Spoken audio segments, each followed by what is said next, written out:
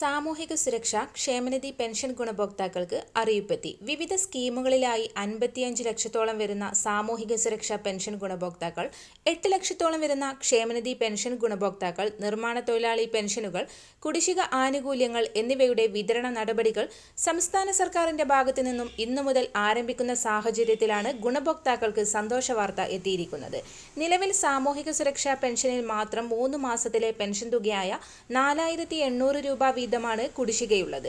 കുടിശ്ശിക പെൻഷനും ഇതോടൊപ്പം തന്നെ നിർമ്മാണ മേഖലകളിൽ മുടങ്ങിക്കിടക്കുന്ന പെൻഷൻ തുകയിലെ ഒരു വിഭാഗം പെൻഷനും, സർക്കാർ അർദ്ധ സർക്കാർ ജീവനക്കാർക്കുള്ള ആനുകൂല്യങ്ങൾ, പെൻഷൻകാർക്കുള്ള ക്ഷാമബത്ത, ക്ഷാമാശ്വാസം എന്നിവയുടെ വിതരണം കൂടി സർക്കാരിന്റെ ഭാഗത്തു നിന്നും സാമ്പത്തിക വർഷം അവസാനിക്കുന്ന സാഹചര്യത്തിൽ ആരംഭിക്കുന്നു.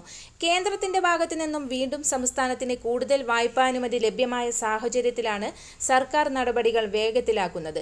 സാമൂഹിക സുരക്ഷാ പെൻഷൻ ഗുണഭോക്താക്കളെ സംബന്ധിച്ചിടത്തോളം ആദ്യഘട്ടമെന്നോണം മാർച്ച് മാസത്തിലെ 1600 രൂപ വീതം അക്കൗണ്ടുകളിലേക്കും കൈകളിലേക്കും എത്തിച്ചേരും. ഇതോടൊപ്പം തന്നെ വിഷുവിന് മുന്നോടിയായി ഒരു മാസത്തിലെ പെൻഷൻ തുകയും കുടിശ്ശികയും ചേർത്ത് 3200 രൂപയും ലഭിക്കും.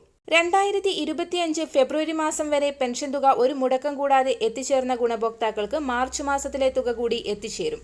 സാമൂഹിക സുരക്ഷാ പെൻഷൻ കൈപ്പറ്റുന്ന 55 ലക്ഷത്തോളം വരുന്ന ആളുകളിലെ അനർഹരെ കണ്ടെത്തുന്നതിനായി സംസ്ഥാന സർക്കാരിന്റെ ഭാഗത്തു നിന്നും ആരംഭിച്ച സോഷ്യൽ ഓഡിറ്റിംഗിന്റെ ഭാഗമായി ഏറ്റവും പുതിയ പെൻഷൻ വിതരണ ലിസ്റ്റിന്റെ അടിസ്ഥാനത്തിൽ വിതരണം ക്രമീകരിക്കുകയും പെൻഷൻ പട്ടിക ശുദ്ധീകരിക്കുകയും ചെയ്യുന്നതിന്റെ ഭാഗമായി പുറത്താക്കപ്പെടുന്ന ഗുണഭോക്താക്കൾക്ക് പുതിയ സാമ്പത്തിക വർഷം മുതൽ സംസ്ഥാന സർക്കാർ ബജറ്റിൽ പ്രഖ്യാപിച്ചിട്ടുള്ള പെൻഷൻ വർധനവ്, പെൻഷൻ കുടിശ്ശിക ആനുകൂല്യങ്ങൾ, തനത് മാസത്തിലെ പെൻഷൻ തുക എന്നിവയ്ക്ക് അർഹത ഉണ്ടായിരിക്കുകയില്ല.